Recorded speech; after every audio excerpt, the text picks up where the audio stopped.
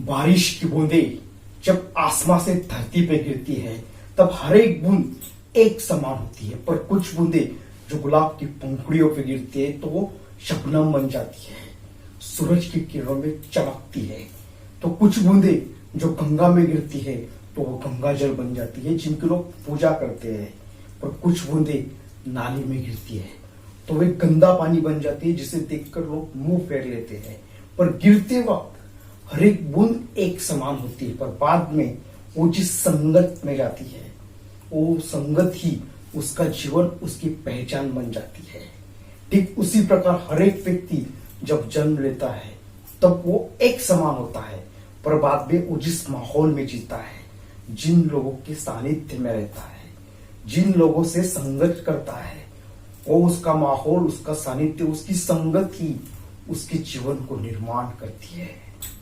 संगत हमारे जीवन का सबसे महत्वपूर्ण अंग है, जो चाहे तो हमारे जीवन को सफल बना देता है या फिर चाहे तो हमारे जीवन को बर्बाद कर देता है। यह हमारे ऊपर निर्भर करता है कि हम किन लोगों के संगत में रहते हैं। प्रभु श्री राम के ऊपर जो प्रेम, जो स्नेह उनकी माता कौशल्या का था, वही प्रेम, वही स्नेह कैकेयी का भी था, पर इन दोनों में एक ही फर्क था कि कैकेयी मंथरा की बुरी संगत में रहती थी और सिर्फ उस बुरी संगत की वजह से इतना बड़ा अनर्थ हो गया कि प्रभु श्री राम को वनवास जाना पड़ा।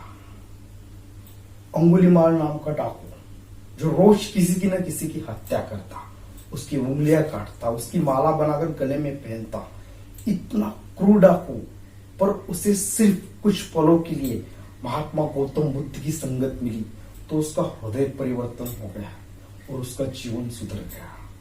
सिर्फ कुछ पलों के अच्छी संगत की वजह से एक क्रूर डाकू का जीवन सुधर गया और कुछ पलों की बुरी संगत की वजह से कैकेयी के हाथों से इतना बड़ा अनर्थ हो गया। यह संगति है जो हमें बनाती है और ये संगति है जो हमें बिगाड़ती भी है। दोस्तों, हमारा जीवन आज जो भी है, हमारे पास जो कुछ भी है, हम जैसे भी है, ये हम जिन लोगों की संगत में रहते हैं उन लोगों के जीवन का प्रतिबिंब है। You are the average of 5 people you spend the most time with. आपका जीवन उन 5 लोगों के जीवन का एवरेज है जिन 5 लोगों की संगत में आप अपने जीवन का सर्वाधिक समय व्यतीत करते हैं।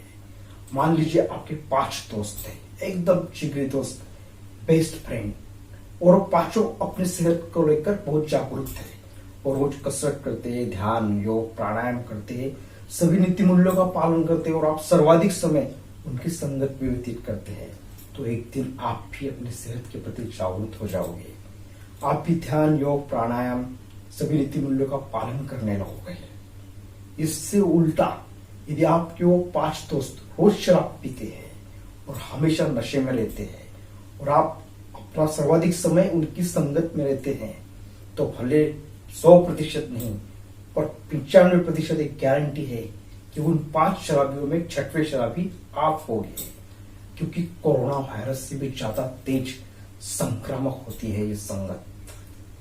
आप जिन लोगों के संगत में रहते हैं वैसे ही बन जाते हैं, चाहे आप कितने भी संयमी हो, पर एक प्रकृति का नियम है कि जैसी संगत वैसी रंगत, ये ऑटो सिस्टम है। आप सफेद लिबास पहनकर कोयले की खान में चले जाओ, किसी भी वस्तु को स्पर्श मत करो, पूरी सावधानी बरतो, और जब आप लौटोगे तो कुछ न कुछ काली लेकर आओगे। ठीक उसी प्रकार आप बुरी संगत में रहो, नकारात्मक लोगों की संगत में रहो, जब आप लौटोगे तो कुछ न कुछ इम्प्योरिटी आप लेकर ही आओगे, कुछ न कुछ नकारात्मकता आप उनके अवगुण लेकर ही आओगे, क्योंकि ये प्रकृति का नियम है।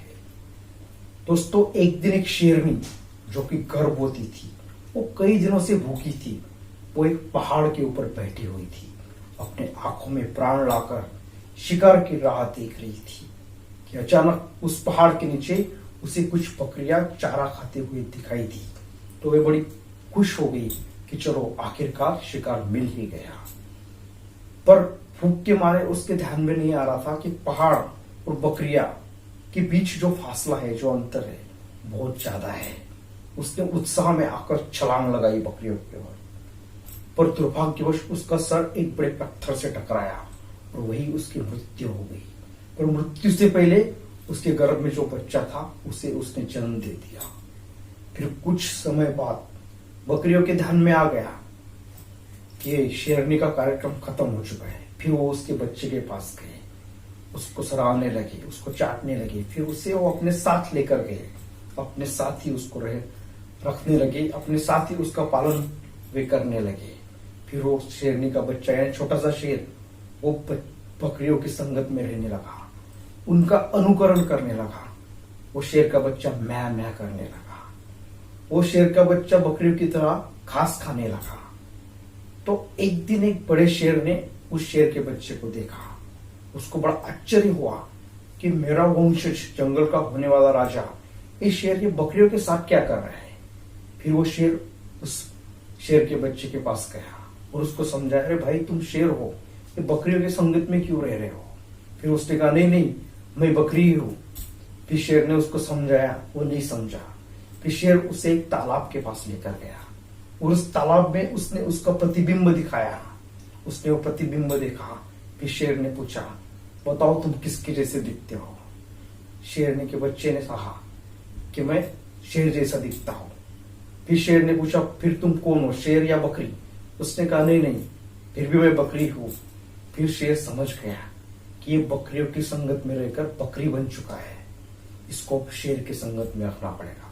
फिर शेर उसे अपने साथ लेकर गया, उसको धीरे धीरे शेर की तरह चलना सिखाया, शेर की तरह दहाड़ना सिखाया और धीरे धीरे शेर की तरह शिकार करने सिखाया। ऐसे शेर की संगत में रह रहे के एक दिन वो शेर बन गया और जंगल का राजा हो गया। दोस्तों, शेर का बच्चा बकरियों के संगत में रहकर बकरी बन गया और बाद में शेर की संगत में रहकर शेर बन गया। लोहा जब पारस की संगत में जाता है तो वो स्वर्ण बन जाता है, सोना हो जाता है। और वही लोहा जब मिट्टी की संगत में जाता है तो मिट्टी बन जाता है। दोस्तों, हमारे माता पिता कौन हो ये हमारे हाथ में नहीं है, ये तो भगवान डिसाइड करते हैं। हमारा जन्म किस माहौल में हो ये भी हमारे हाथ में नहीं है, ये तो हमारे नसीब की बात है। पर हमारे दोस्त कौन हो ये सिर्फ और सिर्फ हमारे हाथ में है। और हमें जब पता है कि जैसी संगत वैसी रंगत, तो फिर निर्णय हमारा है कि हम किन लोगों की संगत करें। यदि हमें हिम्मत नहीं कि मुंबई की लोकल ट्रेन में चढ़ सके तो कुछ भी करके अपने आप को उस ट्रेन के दरवाजे तक पहुंचा दो। बाद में अपने संगत के जो लोग हैं वो जबरदस्ती खुद ब खुद धक्का देकर हमें ट्रेन में चढ़वा देंगे।